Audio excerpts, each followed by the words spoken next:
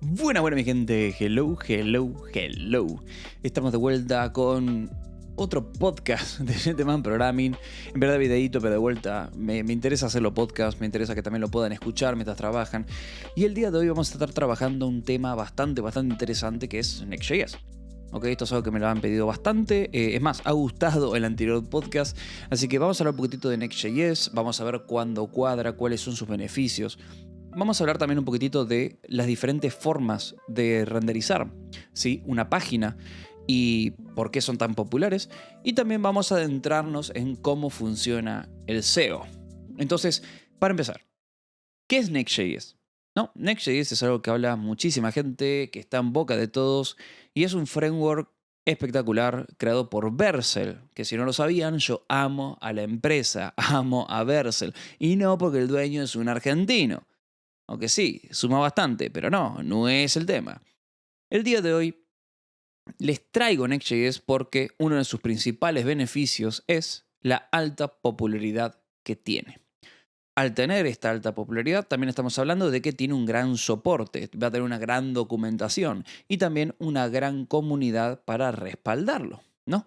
Y eso es una de las cosas, pero más importantes. Tiene una documentación muy linda, realmente, ¿eh? Después, otra de las cosas que tiene es que el tiempo de buildeo es muy bueno. ¿Ok? Realmente es muy bueno. Y ahora, con la última versión de Next.js 13, es más, vamos a estar hablando directamente de Next.js 13 hoy, se va a introducir este concepto que se llama TurboPack, que es una nueva forma de hacer build de una aplicación. Normalmente, por si no lo sabían, todo lo que es el bundling de la aplicación se realiza por medio de JavaScript. Bien, por JavaScript para JavaScript. Y lo que se está haciendo acá es agarrar todas las librerías, ¿sí?, todo lo que la aplicación utilice y demás, y se crean lo que llaman los bundles. Este bundle, normalmente, si nosotros lo hacemos bien y utilizamos lazy loading y cosas por el estilo, genera lo que se llama chunks. Cada chunk hace representación a una partecita de la aplicación que puede ser cargada independientemente del resto. Bien, pero en total, el bundle es el conjunto de todos estos chunks. Ahora, con TurboPack, esta nueva forma de hacer las cosas, estamos hablando de que va a ser uno de los primeros en no utilizar JavaScript para hacer el bundling. Va a utilizar Rust. Sí, si no lo sabían, es un lenguaje de programación espectacular, que se está usando para muchísimas cosas. Después, otra de las cosas muy interesantes que tiene Next.js es que tiene lazy loading totalmente automático. Y también el code splitting, que es justamente esta generación de chunks que estábamos hablando al principio, también es automático. Esto, aparte de incrementar la performance, también reduce el tamaño que va a tener el bundle. Otra de las cositas es que a la hora de desarrollar también es muy cómodo, ¿sí? Brinda muchísimas herramientas. Estas herramientas después las vamos a hablar en un ratito. Y cosa interesante es que gracias a las mismas da los beneficios que anteriormente dijimos, ¿sí?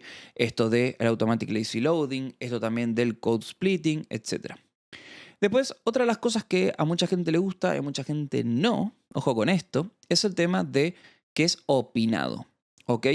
¿Qué quiere decir esto? Bueno, que algo sea opinado, podemos adentrarnos dentro del territorio de Angular, por ejemplo, donde la comunidad es la cual rige la dirección que está tomando el framework, ¿sí?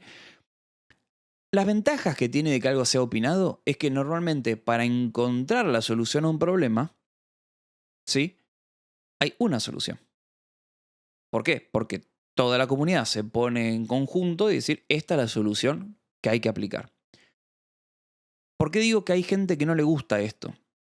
Porque una de las ventajas que tiene React, porque Next.js es React, ¿sí?, es un framework sobre React, es la flexibilidad. Pero a la vez, también es su desventaja. Al tener mucha flexibilidad, como siempre lo digo, si uno no tiene la experiencia necesaria, se complica la cosa, ¿sí? Se puede complicar y bastante. Después, otra de las cosas muy buenas que tiene es el SEO, que es prácticamente una de las cosas que más vamos a hablar el día de hoy. ¿Y por qué es esto? Porque tiene herramientas, ¿sí?, metodologías que ya están incluidas en el framework para brindar justamente una mejora en el SEO y estar mejor posicionado con los motores de búsqueda. Y por último de todo, que tiene 0 configuraciones, ¿sí? prácticamente no hay que hacer ni siquiera crear React App ni nada de esas cosas. Ya viene todo hecho para utilizarse como viene, ¿sí? Y de una manera espectacular. Antes de seguir, vamos a hablar un poquitito del tema del SEO.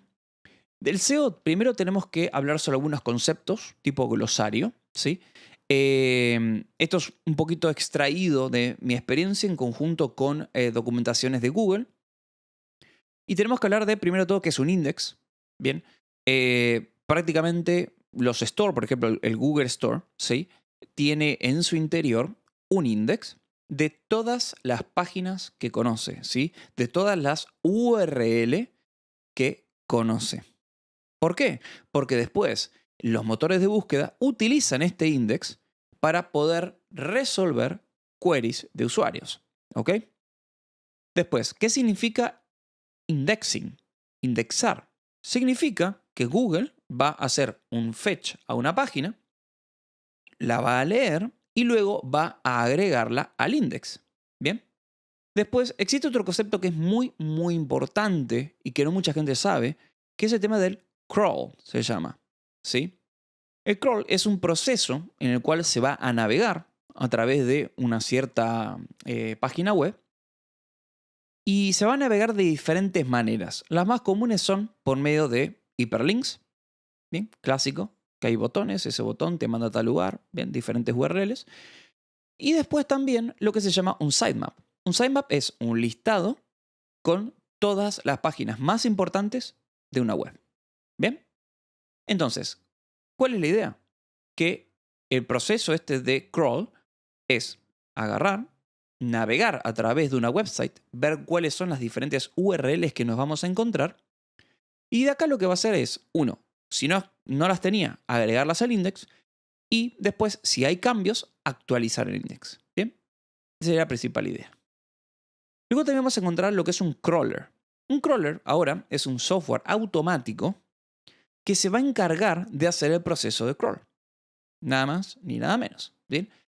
Va a agarrar, se va a meter en la página nuevamente, va a ir navegando a través de la misma y va a irla indexando. Y por último de todo, ¿qué es el SEO? Porque estamos hablando de SEO acá, SEO allá. ¿Qué es SEO? Bueno, SEO es Search Engine Optimization. ¿Bien? Que es el proceso de poder mejorar una web en cuanto a lo que tiene que ver con motores de búsqueda. Nada más ni nada menos. Ahora, vamos a ver cómo sería el flow, ¿sí? El flujo de crawl dentro de una website. Primero de todo, viene este software automático, se mete en tu website, va a empezar a seguir los diferentes hiperlinks que nosotros tengamos, ¿bien? De esa manera también va a encontrar que otras páginas se encuentran en tu web. Generalmente lo que hacen es introducirse al root y de ahí empiezan a navegar, ¿bien? También, como les dije, va a leer lo que son los sitemaps, de vuelta listado con las URL más importantes de tu página, perdón, de tu web, para encontrar nuevas URLs. De ahí va a agarrar estas URLs y las va a indexar, ¿bien? ¿Qué va a pasar de vuelta con ese index? Van a venir los search engines y van a utilizar este index para poder responder a las queries dadas a un usuario. Bien. Entonces, ¿cuál es el problema de utilizar algo que se llama client-side rendering con SEO?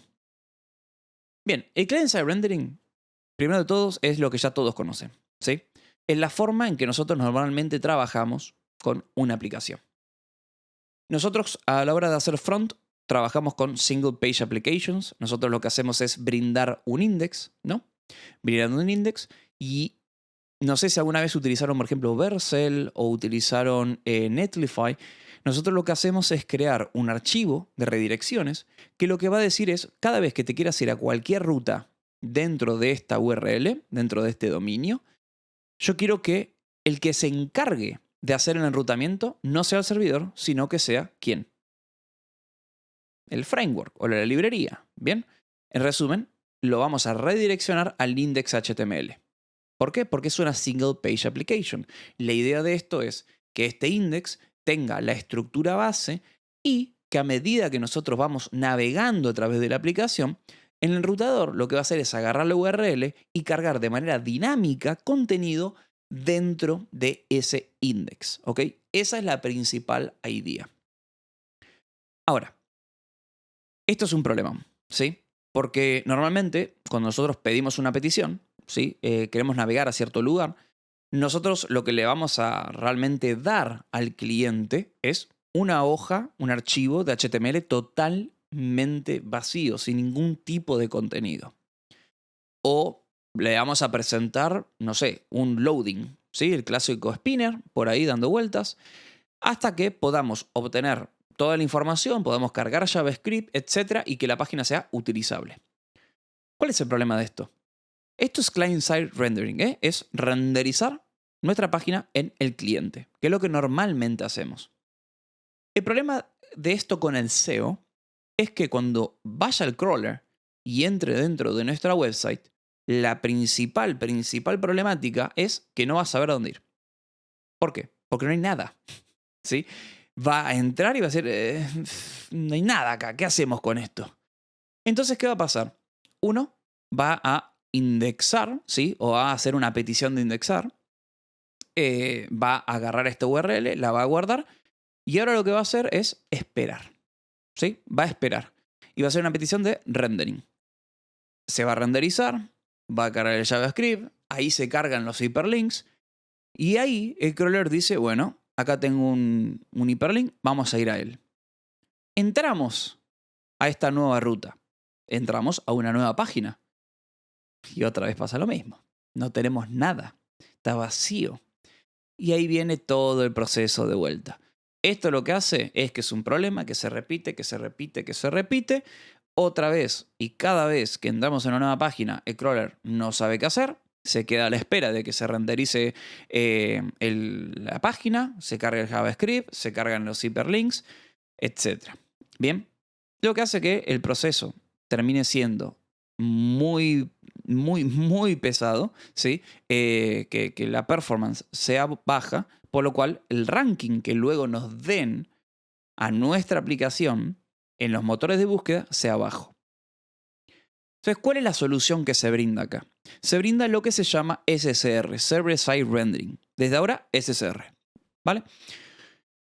Entonces, SSR es una solución en la cual ahora el flujo es distinto. El flujo va a ser este.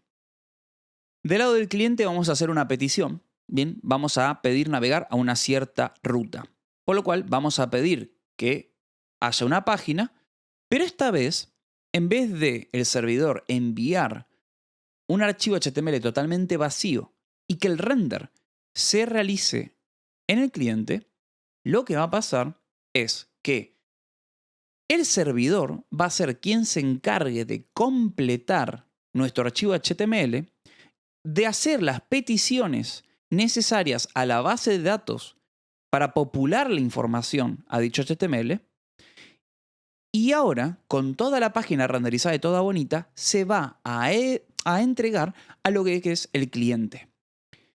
Y el cliente ya va a poder ver toda la información de manera instantánea. ¿Bien? ¿Podemos ya utilizar la aplicación? No. Ojo. Vamos a ver la aplicación. Vamos a ver ya todo cargadito, toda la info. Por ejemplo, si es una tabla con datos, vamos a ver ya la tabla con datos instantáneamente. No va a haber ni siquiera un loading. El problema con esto, ¿sí?, es que todavía no está útil. ¿Por qué? Porque sigue siendo un HTML vacío sin nada. Ahora lo que pasa es un proceso que se llama hidratación.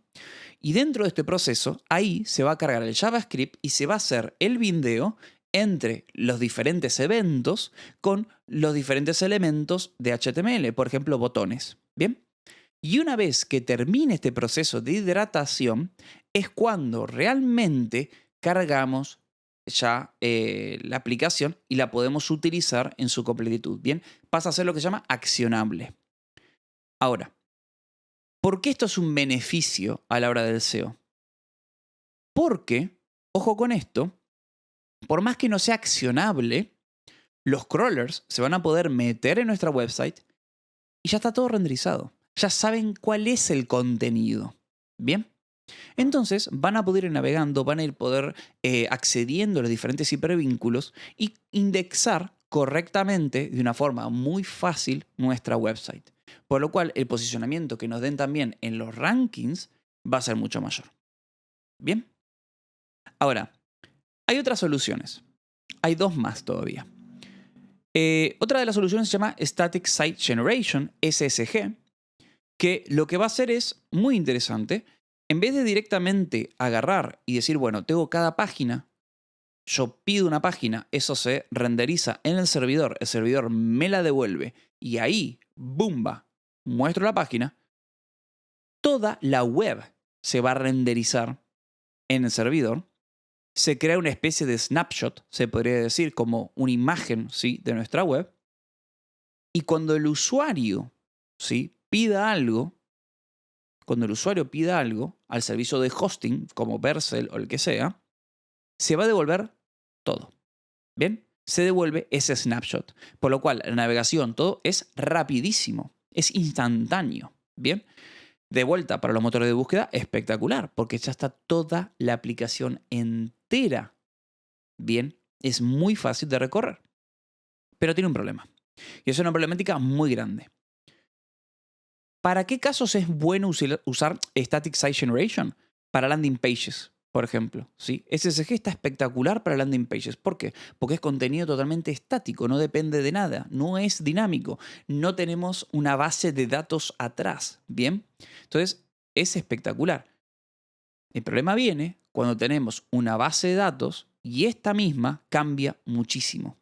Ya Static Site Generation, SSG, no está tan bueno. ¿Por qué? Porque cada vez que hay que hacer un cambio en la base de datos, ¿sí?, por cualquier razón, puede ser que tengamos una tabla la cual es modificable por el usuario. Se puede ingresar cosas a la tabla, borrar, editarlas, etc. Ya con eso se nos complica la cosa, porque cada vez que se haga un cambio en la base de datos, se va a tener que generar un nuevo snapshot de nuestra aplicación. Temita, ¿no?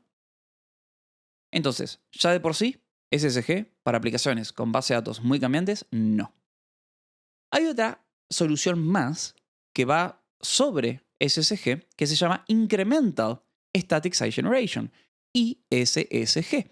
Y la idea de esto es ahora que incrementalmente se va a ir, digamos, haciendo snapshots, ¿sí? La web se va a ir generando el snapshot de manera dinámica. ¿Cómo se va a hacer? Bueno, lo que se va a hacer es lo siguiente. Vamos a generar nuestro primer snapshot y luego podemos meter, por ejemplo, un timer y decir, bueno, cada, no sé, un minuto hace un snapshot nuevo. ¿Bien? Ahora, ¿de qué depende este tiempo? Depende de las necesidades que tenga el usuario con tu web. Si tu web tiene una base de datos que no es tan cambiante o que, por ejemplo, cambia una vez al día, perfecto, es ISSG, está muy bueno para ti. ¿Bien? Está muy bueno, es muy fácil, es muy simple. Ahora, ¿por qué estamos explicando todo esto? Porque Next.js ya de por sí trabaja con SSR, ¿ok? Es más, es el que viene por defecto.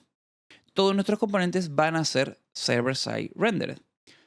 ¿Podemos trabajar con client-side rendering? Sí, se puede hacer, no hay ningún tipo de problema. ¿Bien? Ahora, la diferencia o la ventaja que tiene Next.js es que alguna parte o toda la web va a estar hecha con server-side rendering. ¿Para qué? Para que los crawlers se puedan meter, buscar la información, de vuelta las URL, los meta tags, el contenido, etc. Y poder utilizar eso para los search engines. Otra de las cosas es también que uno podría renderizar una página con SSR tranquilamente y luego ya hacer rendering normal de client-side rendering. Bien, por ejemplo, cargamos la página por primera vez con server-side rendering y luego cambiamos el contenido de manera dinámica mediante CSR. ¿Ok? Ahora, también puede pasar que directamente queremos que la página sea todo con CSR. Se puede hacer y no hay ningún tipo de problema. Next.js lo permite. Otra de las cositas muy, muy interesantes, y ahí ya nos vamos a meter bien en Next.js, es el tema de que, como habíamos dicho antes, todo lo que es SEO viene por default, ya saben por qué ahora, por SSR. Y otra de las cosas muy buenas que tiene es lo de code splitting, ¿se acuerdan? Al principio que lo estuvimos hablando. Bueno, eso es porque cada página, bien, cada página que nosotros creamos en Next.js representa un bundle de JavaScript que se va a crear durante el proceso de buildeo. Y ahí está lo que hablamos a principio de todo. Acuérdense, tenemos un bundle con sus chunks, etc. Y cada pedacito, de este caso de los bundles, estamos hablando de componentes totalmente independientes. Cada archivo que nosotros metamos dentro de la carpeta Pages, o en el caso ahora de la última versión de Next.js 13, la carpeta App, va a representar, bien, un bundle de JavaScript independiente que puede ser cargado por su cuenta. Entonces, ahí viene la parte interesante de Next.js, que es que tiene una estructura opinada, que es lo que hablábamos al principio. Siempre tuvo una muy buena estructura. A mí me parece fantástico, más por mi background que vengo de Angular. Angular tiene esas cosas que es muy robusto, tiene muchísima estructura, gracias a que es muy opinado. Bien, es muy opinado y brinda una estructura impresionante. Ahora, con Next.js también se brinda esa estructura, justamente porque obliga al desarrollador a utilizar su sistema de enrutamiento, que en su caso a mí no me gustaba tanto porque era una carpeta llamada Pages y todo archivo que uno meta ahí adentro ya representa una URL. Bien, eso mucho a mí no me gustaba porque perdía un poquito la gracia o perdía un poquitito la flexibilidad, o mejor dicho, la falta de flexibilidad que a mí me gusta en este caso, que es la de tener que cada página tenga su propio código e identificar muy fácilmente, ¿sí?, qué cosas pertenecían a una página. Antes lo que se hacía era tú tenías tu carpeta Pages, dentro de ahí, de vuelta, cada archivo que uno meta ahí de JavaScript ya representaba una URL, ¿bien? Una página dentro de nuestra aplicación. Y si nosotros utilizábamos un componente, tenía que estar en otra carpeta, no podía estar ahí dentro. Entonces ahí me digo que a mí mucho no me gusta. Y ahora, por eso les decía que vamos a hablar directamente sobre Next.js 13. Ahora, en Next.js 13 se introduce una versión beta que anda muy bien, que es la versión de App, bien, se llama. Es el App Directory. Lo que se hace en el directorio App es justamente que ahora cada cosita que tú ingreses ahí adentro no es automáticamente una URL, sino que tiene que tener, por ejemplo, un archivo page.javascript o TypeScript para representar que eso es una URL. ¿Ok? Por lo cual podemos tener carpetas con componentes y no hay ningún tipo de problema. Y de esa manera, tú tienes tu page. Adentro de tu page puedes tener tu carpeta components, identificando cuáles son los componentes para esa page y todo muy bonito. Entonces, nuevamente, uno crea una carpeta app dentro del root de la aplicación. Para poder habilitar esto, tienen que ir a la configuración de Next.js y habilitar, ¿sí?, esta feature experimental. Nuevamente, yo la estoy utilizando, anda muy bien, no tuve ningún tipo de problemática. Cosa totalmente diferente con TurboPack. TurboPack no me anduvo para nada directamente. Hay muchas cositas que todavía no soportan TurboPack, ya se los estoy avisando. ¿Que es muy rápido? Sí, pero si no anda nada, por ahora no nos sirve. Está en alfa también, ojo. Entonces, de vuelta, tenemos esa carpetita app. Ahí adentro vamos a poder introducir, si queremos, un archivo llamado page. Y eso lo que va a identificar es nuestro home, ¿bien? Nuestra ruta home de la aplicación. Nuestro dashboard, si queremos decirlo así. Luego, si queremos, podemos crear otra carpetita más con el nombre de lo que sería esta nueva ruta. Por ejemplo, podemos decir About Us, el clásico, ¿no? Y adentro poner otra page y ahí se crea una ruta identificada por el nombre de la folder. Hasta ahí espectacular. Y miren, normalmente yo cuando trabajo con React tengo una forma de estructurar las cosas que es la siguiente. 1. Creo lo que se llama un componente contenedor. ¿Qué es para mí el componente contenedor? Es el cual se va a encargar de toda responsabilidad de hacer el fetch de la data que vamos a estar utilizando en la page, ¿bien? Y también de brindar estructura a mi page. Y luego vamos a tener lo que sería el componente root de la page en sí, que lo que va a tener es dar la estructura utilizando la data anteriormente dicha. ¿Bien? Prácticamente el contenedor me hace el fetch de la data y me brinda la estructura por medio de un layout, ¿sí? Y luego, dentro de esa, ya tengo mi otro componente que se va a encargar de utilizar esa información y de renderizar algo o no renderizarlo, etc. Bien, lo que trato de hacer aquí es dividir un poquito las lógicas. Ahora con Next.js 13 y este tema del directorio app, vamos a poder hacer esto muy fácilmente porque se han creado, de la misma manera que se creó el page, ¿sí? El archivo page, se han creado otros tipos de archivos con sus propios nombres que cada vez que se utilicen van a representar elementos diferentes en nuestra página. Por ejemplo, el layout.javascript o TypeScript. El layout es justamente algo que vamos a utilizar para brindar estructura, una UI, que va a ser compartida a través de diferentes componentes. En resumen, es mi contenedor, el que hablaba yo antes. Bien. Una de las cosas interesantes que tiene este layout es que si se reutiliza en más de un lugar, se guarda esa instancia. Por más que vayamos de un componente a otro, se guarda esa misma instancia. Eso está buenísimo. Otra de las cosas que vamos a poder utilizar es un loading, un archivo loading, que esto es para mostrar un spinner o lo que queramos, ¿sí? Algo hasta que se renderice lo que nosotros queremos, va a mostrar esta espera. De vuelta, esto es opcional, bien, no es necesario. Después vamos a tener otro para el error, un archivo de error para mostrar cuando hay un tipo de error. Después tenemos otras para hacer templates, otro para hacer un header. Hasta tenemos el famosísimo not found, bien, el famoso 404. Todo ese tipo de cosas lo podemos hacer. Y es muy sencillo. Y otra cosa muy interesante es que podemos también hacer nesting de rutas. ¿Cómo? Muy easy, muy easy. Creamos una page, bien, por ejemplo para la app. De ahí adentro podemos crear una carpeta nueva. Por ejemplo, no sé, yo tengo justo un ejemplito de una aplicación mía que tiene topics. Entonces, tenemos /topics. ¿Por qué? Porque tengo una carpeta llamada topics y adentro tengo una page que representa ese componente. Y si yo ahora dentro de topics crease una carpeta nueva llamada item y a su vez también este tiene un archivo page, automáticamente voy a tener /topics /item a mi disposición. ¿Bien? Ese tipo de cosas está fantástico. Pero ahí viene el tema. No todo lo que brilla es oro, se dice por ahí. Y ahora vamos a ir terminando esta charla hablando de cuál es la problemática de, por ejemplo, migrar una aplicación de React a Next.js. Porque, ¿de qué viene toda esta charla? De que estoy viendo la posibilidad de migrar a Next.js en un futuro cercano y quería ver qué tan feasible era hacerlo.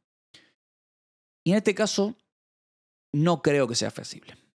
Y les voy a dar el porqué. Mucho podemos decir que SSR es una bendición, ¿no? Pero en verdad es muy difícil de implementar si tu aplicación, ya de por sí, no está pensada para SSR. ¿Bien? Que no está mal, ya van a ver por qué.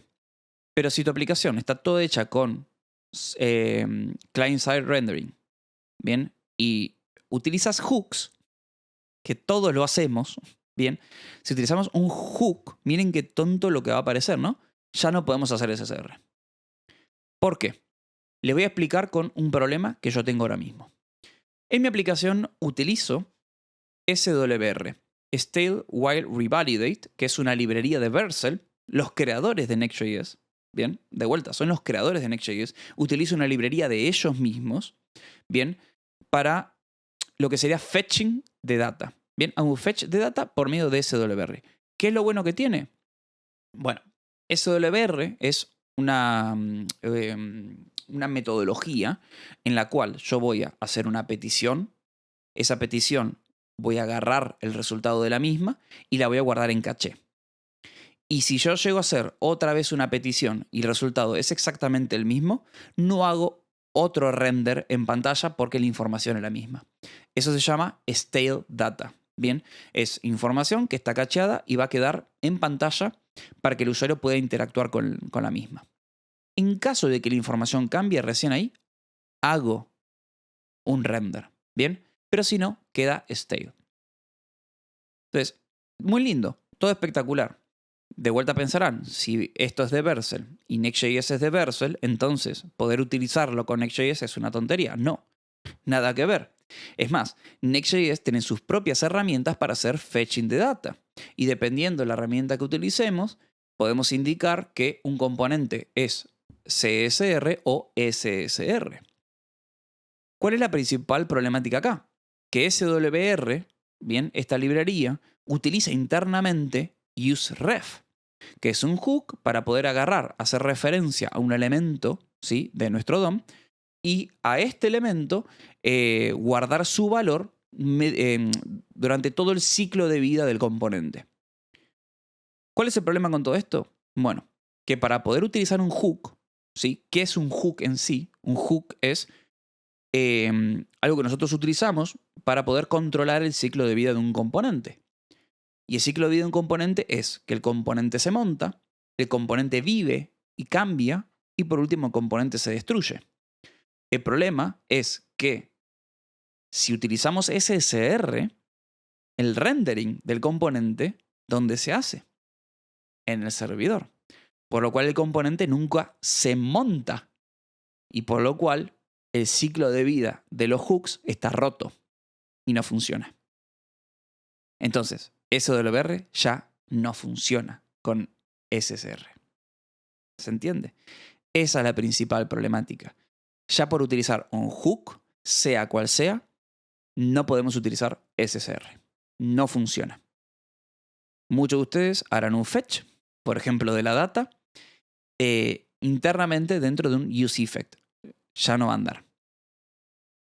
Es más, va a salir un error en pantalla diciendo que no lo pueden utilizar. Miren lo que les digo. Entonces, ¿cuándo hay que utilizar Server-Side Rendering? ¿Cuándo? ¿Qué casos? Por ejemplo, Next.js está buenísimo. Bueno, SSR va a funcionar mejor para cualquier tipo de app que necesite SEO.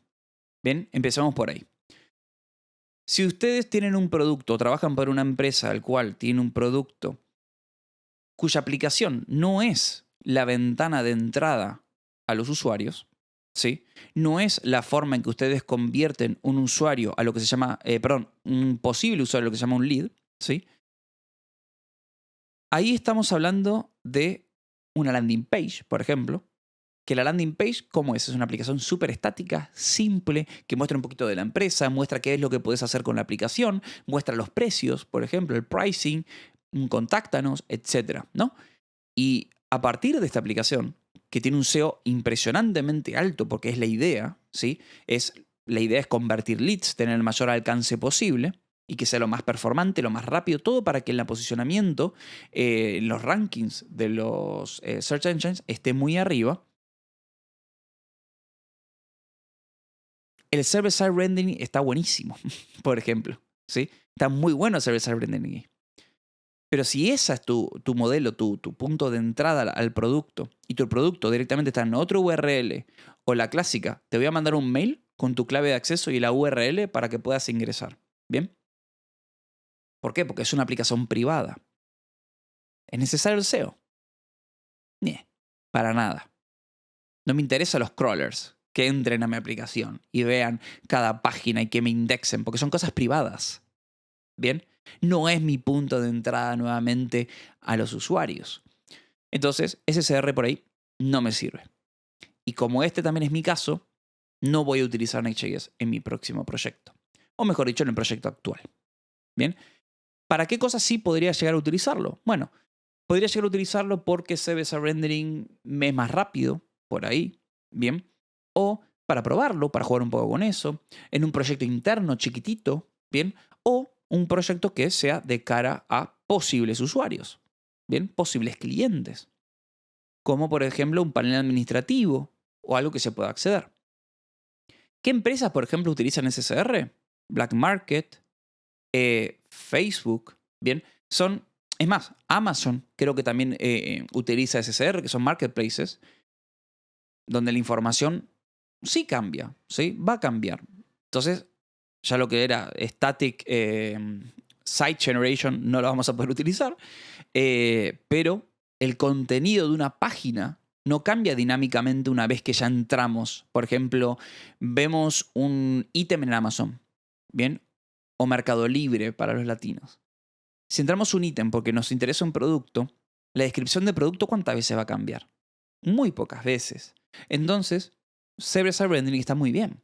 Está fantástico. Y es más, necesitamos también que tenga lo que sea indexación dentro de los search engines, porque si buscamos, por ejemplo, Amazon, no sé, tiro algo, mouse, bien, porque quiero un nuevo mouse, entonces tiene que aparecer en Google los mejores mouse vendidos por Amazon. ¿Se entiende? Esa es la idea. Pero de vuelta, si es una aplicación privada, ¿para qué nos importa el SEO? Que nos importe un poquito más lo que es la performance. ¿Bien? Y con esto, gente, espero que os haya gustado el temita de hoy. La verdad que a mí me encantó hacerlo. Es más, creo que hace muy poquitito ya hicimos un video, no sé si fue ayer, pero hoy me agarraron muchísimas ganas de hacer este nuevo videito para que lo tengan acá y poder aprender un temita nuevo. Así que nada, espero os haya gustado, pónganmelo en los comentarios si es así y compartan este contenido que me ayudaría muchísimo. Denle un like, péguenle una suscribida a YouTube o, por favor, a Apple Podcasts, Spotify y compartan con sus pares. Venga, nos vemos. Chao, chao. Nos vemos.